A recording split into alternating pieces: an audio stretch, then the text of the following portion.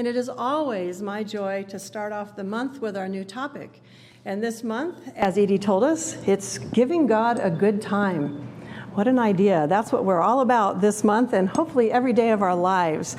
Now, I've told you though, remember, work before play makes you happy and gay, and play before work turns you into a jerk. Remember that? Well, if you haven't heard that, I'm sure you've heard, well, you better get your work done before you go out and play. Has anyone heard that before? Yes. Well, this morning, I'm here to say that I think our work can feel like play when we allow the spirit of joy to be a part of all that we do. And the way that I do that is by constantly asking myself, am I giving God a good time right now through me? So are you all giving God a good time right now? Yes? Okay. It sounds a bit simplistic and maybe a little overly optimistic.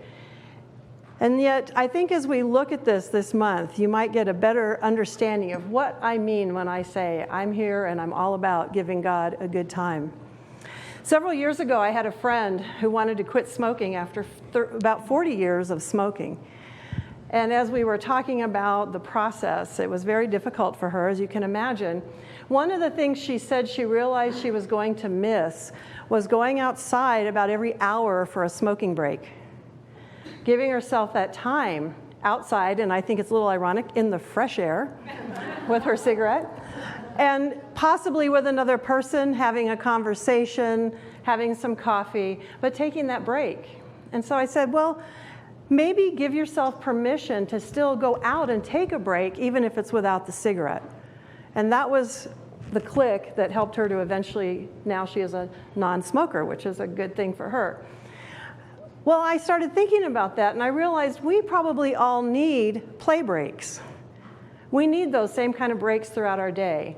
Without something like that to take us outside, we often just plow right on through in those 8 hours at whatever we're doing, or 3 or 4, even if we're not working per se at a paid job. What we're doing during the day, we can just get so involved in that we don't take those breaks. And so I was thinking about the importance of a play break and what that might look like. So what do you like to do for fun? What would you do if you had 10 minutes every hour or 2 hours to take a play break? What would that look like? Dance. Read. Paint. Paint. We got a couple of painters in here. So think about it. What would you do and what can you gift yourself with in regards to a play break? Now, as Edie also mentioned, we have these ways that we're looking at partnering around the community. And the one with the most sticky notes is the vision or the idea that we provide here at the center a play break or a rejuvenation break in the middle of the day for people who work in this area. A place to come and do maybe some Zen doodling, some creating of collages. I would love to get a little labyrinth that we could walk right over here in this space in the middle of the week. So we've got this vision, and someday I know we will see people taking their play breaks here in the middle of the week over their lunch hour and experiencing that rejuvenation that comes from that and that enlivenment. Now, productivity increases, I believe, when you allow yourself that. And so one of the things I pictured when I was picturing a midday play break, imagine if you're in an office still, that you run into the next person's office and go, goose, and take off running. And you start chasing each other around the office. Remember how much fun it was to chase each other when we were kids? Can you imagine playing duck, duck, goose in your office and just taking off running? No. But wouldn't that be fun? Where's Beth? Take that over to White Sands with you and see if your colleagues would like to play duck, duck, goose in the middle of the day. But here we can play. We can do things like that, and as you do that, you get those endorphins going, you get yourself pumped up, you start to feel better about the rest of your day. So whatever it is that you can do to take that play break. But it's more than that for me, and you might wonder, well, why am I so attached to that phrase, giving God a good time? Because if you know me, over the years, I've said that repeatedly in a lot of my different talks. And part of the reason that I really am attached to that concept is because several years ago, I started really wondering, well, what's my purpose in life? Why am I here? And I realized that as we are raised, as we grow up, We have heroes and a few heroines, there are more of them these days, that are held up for us to see. People who have saved people's lives, changed the world, done amazing things, made a name for themselves, become famous. And we start to believe, I think, that on some level, if we haven't become famous, if we haven't made a name for ourselves, if we aren't known around the world for doing some amazing thing, that we haven't lived our divine purpose. And so as I was in this space when I was around 30 or 40 years old, and there quite a while, I started kind of getting deeper and deeper, and I'm worthless. I haven't done anything. I haven't made a name for myself. I haven't saved anybody's life that I know of. I haven't really accomplished what I thought I would have accomplished in my life. What's the big deal? Why am I even here? At that time, I don't know if you remember, Hale Bopp was going over. And I would look out there and think, boy, I'm just so insignificant and small compared to this universe. What's the point? And eventually, I found my way into the Albuquerque Center for Spiritual Living and started taking some classes.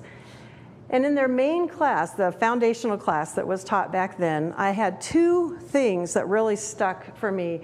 And it wasn't just that I started to get it here, but I really got it here. I made an inner shift. And the first thing that I got was that I am a work of art signed by God. Now, that's a line in a song that Kathy McGill sings, and she's one of the New Thought singers up in the Albuquerque area. And then they did a meditation in Foundations where I really got this idea that if God is living in and through me and created me, when I stand in front of the mirror and criticize that creation, I'm criticizing the Creator. I'm criticizing the artist. And I didn't think that was such a good idea. So it made a little shift in me. Okay, so how I think about myself and what I tell myself when I look in the mirror, even if, something happens like I show up and there's water leaking all over the center, which, I didn't make that happen, but it's happening. How I talk to myself makes a difference. And if I criticize myself, then I'm criticizing that Creator. The second thing that really struck me was I got it, that my real purpose in life, there is nothing higher for me than giving God a good time through me. That was my divine purpose. If you think about all the people in the world who have made a name for themselves and are famous, and then think about all the other people in the world who haven't, are we saying that all of those other people are not living their divine purpose if they're God expressing? So I got it, that my divine purpose is just about allowing God to live through me, the hands and feet of God, as we say, and giving God a good time. So that then, of course, led me to contemplating, well, what is a good time? What does that mean? What do we mean when we say a good time? Emma Curtis Hopkins, who is somebody that we read in one of our classes, the Roots class. We also refer to her as the teacher of teachers. Ernest Holmes, our founder, studied under her as one of her last students. And one of my favorite things that she has to say is, my good is my God. It is then our privilege to say, what is our good? We have a natural tendency to love life itself. We may have been displeased with our conditions in life, but we do not mean life itself when we are telling how we hate our life, if it's hard and disagreeable, or, like I said, leaking in whatever way.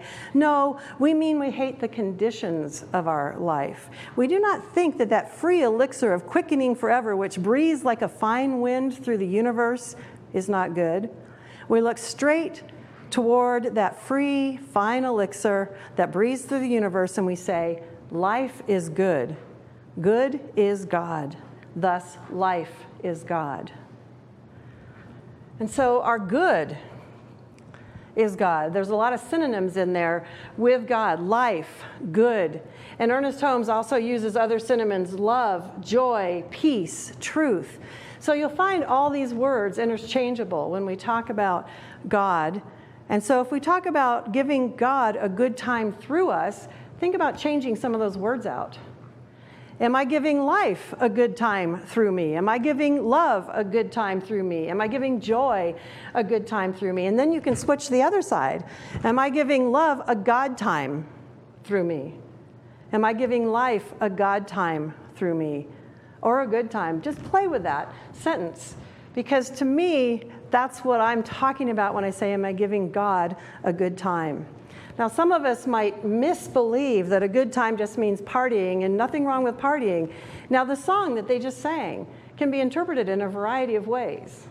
When we're going to let those good times roll all night long, we can interpret it in ways that sometimes we think are not good, but I know the intention was to look at how it is that those good times can roll in a very positive way, in a way that uplifts us. And so when we're talking about good times, we're not necessarily talking about ignoring our responsibilities or not working at all. And the word that came to me is, or being hedonistic. So I actually decided to really look that one up and think that one through. And I went to look up the word hedonistic in my handy-dandy telephone, now that we don't need these big dictionaries. And it said, engaged in the pursuit of pleasure. I didn't know that that was so bad. And then it said self-indulgent. Well, that one, sometimes we think, well, you can go overboard with that. Or the doctrine that pleasure or happiness is the highest good. So I had to think about that. The doctrine that pleasure or happiness is the highest good, especially in light of what Emma Curtis Hopkins just said. And I remembered that in college, we had all kinds of debates about that. Whether having fun in life was okay, or whether we should be miserable because we're supposed to suffer until we get to the next life. So we had these debates about what is hedonistic and what is our purpose and how do we combine these things in life. And I realized that part of that discussion is duality, is creating duality. Because if we put God, good, and work over here, and being hedonistic and pleasure and fun on the bad side, we're creating a duality that maybe doesn't even have to take place. And so why can't we have playful work or joyful work? Mix it up a little bit, bring it all together, and even bring our joy and our good into our work, whatever it is that we do. When I raised my son, he came out of the womb, I think, loving basketball. His birth mother was a basketball player. And I noticed that even when he couldn't sit up quite yet, if basketball was on the TV, that's all he paid attention to, and he'd watch the ball going back and forth. So I knew he liked basketball. So when he got to be a toddler, all of the things that I wanted him to do turned into basketball. So when it was time to pick up his toys, we played basketball, and the toys got tossed into the toy chest. Basketball, we made a basket. And when we go out and I wanted him to throw his trash away, or even other people's trash, he loved to play basketball and throw the trash into the trash can. That was a game to him, and people would look at me, how'd you get your kid to do that? We're playing basketball. Eventually, we tried to play basketball with the laundry and hope that his clothes made it into the laundry basket. Not that that lasted through the teen years, but in the beginning, turning it into a game, making it fun, I got him to do things that some people will just struggle to get their kids to do. And I think that we're like that. You know, life is like that. If we can have fun while we're doing the chores of life, how much better it can be. Edie was sharing in the announcements, and so I really want to emphasize that some of our work is serious work. And the Creativity for Peace women that are here to do serious work. If you recognize who they are, Wellspring and Center for Spiritual Living and Unity and several other places in town have been tithing to this group for many years. What they do is bring young women and girls from Palestine and Israel to a camp in Santa Fe, introduce them to each other.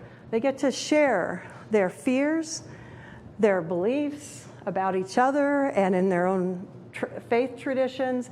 They get to know each other.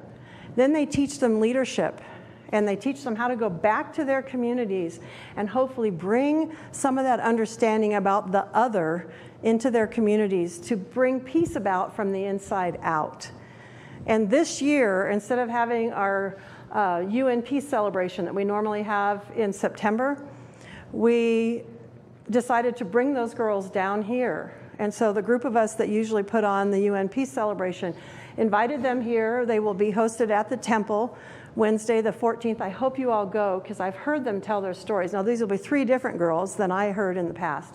But they tell their story about what it is they're doing, how they met, how they felt about each other. And I know that part of their time up there, they have fun together. They start to play together.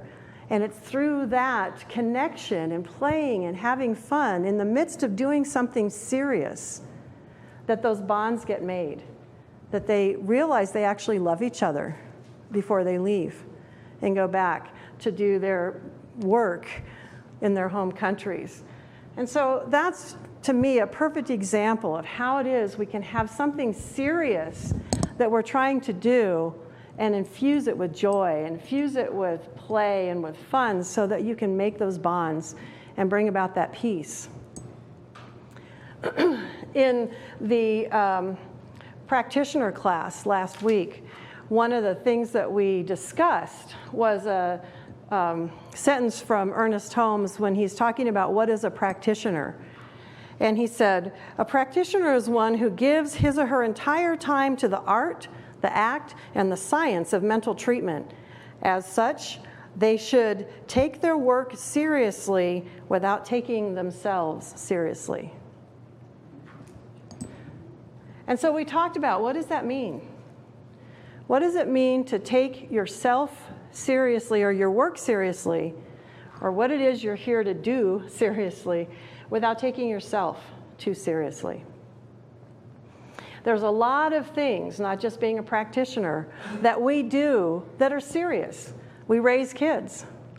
We teach children. We teach adults. We lead. We manage. We clean. We organize. We assist. We relate. We coordinate. We mediate. We create. Whatever it is we do during the day can be very serious.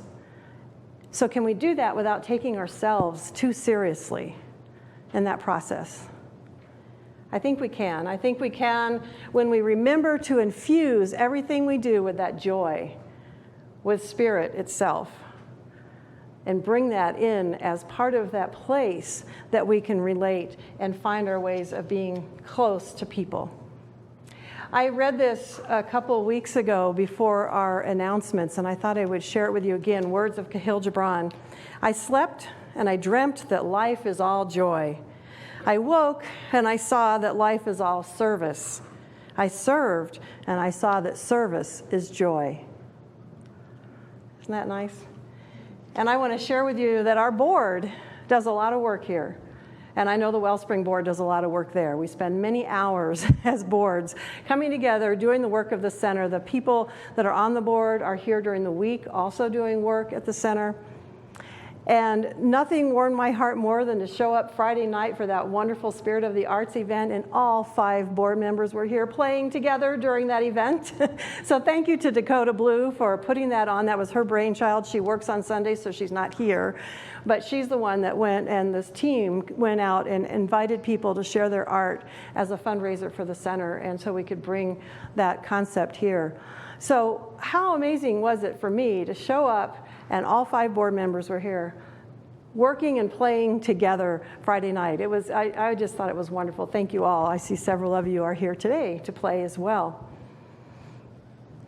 Then on Sunday the 18th, you're all going to have to come to meditation that day, because Edie and I are going to lead you through, there she goes already, a laughing meditation.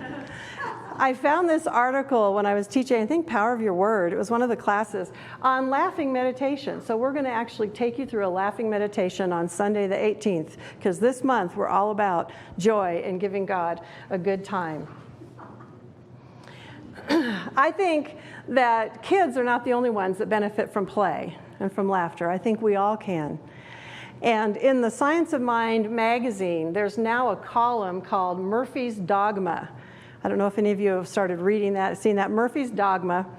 And in the August Science of Mind magazine, he brings up in his column the fact that when dogs meet, if they want to diffuse that meeting, they have a stance that they do that indicates they want to play. You know, they get their paws down and their tails up in the air wagging, and have you seen that? You know how dogs do. Well, what is our human stance that indicates that we want to play? Yeah, what if we came up to each other and we were like, okay, let's play, you know, we want to play, we want to have fun. I think we need an adult human stance that indicates that we want to play, that we can use to diffuse a situation. Not to take it lightly or make fun of it in a way that isn't healthy, but in a way that can bring it to a different level. I remember years ago, and I couldn't find the book because all my books are in a new place now that I moved into my study, but there was a book for couples, and I think it had to do with the 7 traits of a healthy relationship. And the people who wrote the book decided to interview and research healthy couples that had lasted for a long time. And they came up with 7 things that they had in common.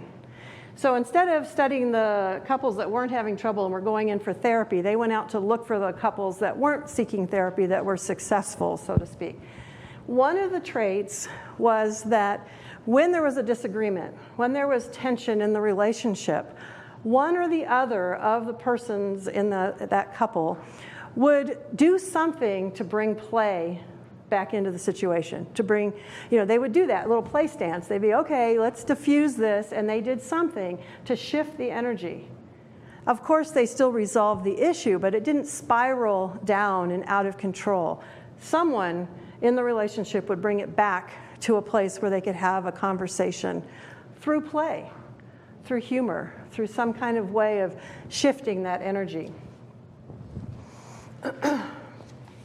So I have to admit to you that this was probably one of the hardest talks for me to put together. And you probably wonder why. You know, it's fun, right? We're talking about giving God a good time. Well, it was just because of that. All I wanted to do was have fun this week. I had my new office ready, and all I wanted to do was play in there, getting it set up. I had people come visit me that were not supposed to come on the same weekend I gave a talk, but this was the only one they could. So of course I just wanted to play with them. And then it started raining while I was trying to put my talk together, and I wanted to go play in the rain. And then it started, it's like God said, oh, you think rain is fun and distracting? Hail! We got all that hail, and of course I'm out there taking pictures and making videos. And Leslie finally had to tell me, we're texting too, do your talk.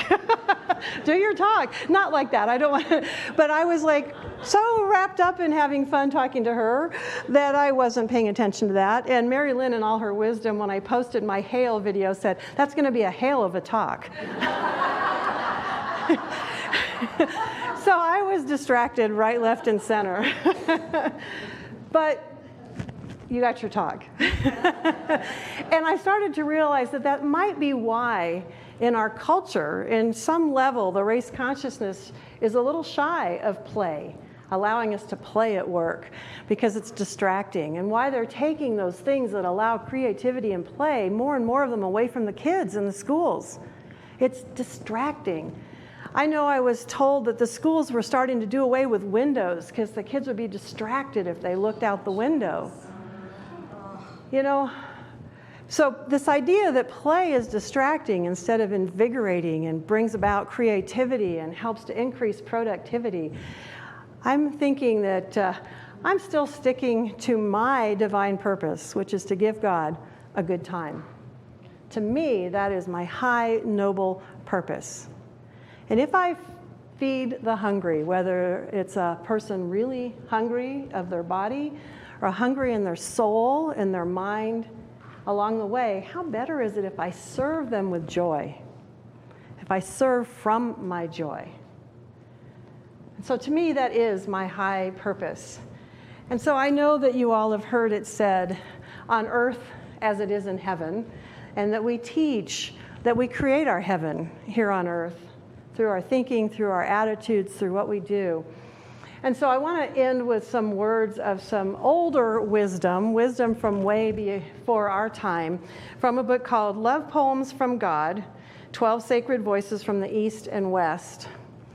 And I want you to think about this first one in the context of creating heaven here on earth. This is from St. Catherine of Siena, who passed away in 1380. And she said, "If you cried in heaven, everyone would laugh, for they would know you were just kidding." Isn't that great? So think about that as we create our heaven on earth. And then I want to also read for you St. Teresa of Avila, who passed away in 1582. "Just these two words God spoke changed my life. Enjoy me. What a burden I thought I was to carry a crucifix, as did he. Love once said to me, 'I know a song, would you like to hear it?' And laughter came from every brick in the street and from every pore in the sky. After a night of prayer, he changed my life when he sang, 'Enjoy me.'" And finally, she also said, "How did all those priests ever get so serious and preach all that gloom? I don't think God tickled them yet. Beloved, hurry."